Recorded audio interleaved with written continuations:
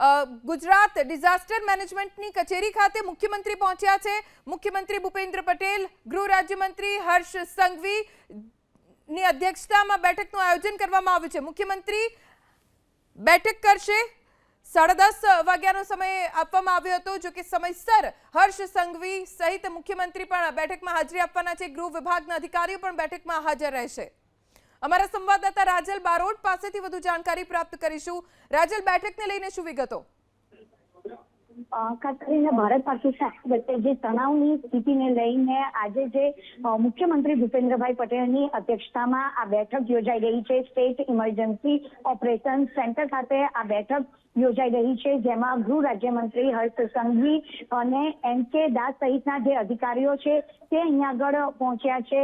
ત્રણેય પાંખના જે સેનાના જે અધિકારીઓ છે, બીએસએફ હોય, એરફોર્સ હોય કે નેવીના અધિકારીઓ હોય, આ તમામ લોકો અત્યારે અહીંયા જે સ્ટેટ ઇમરજન્સી ઓપરેશન સેન્ટરે પહોંચ્યા છે। બીએસએફના ડીજે અભિષેક પાઠક પણ અહીંયા આગળ આ બેઠકમાં ભાગ લેવા માટે પહોંચ્યા છે।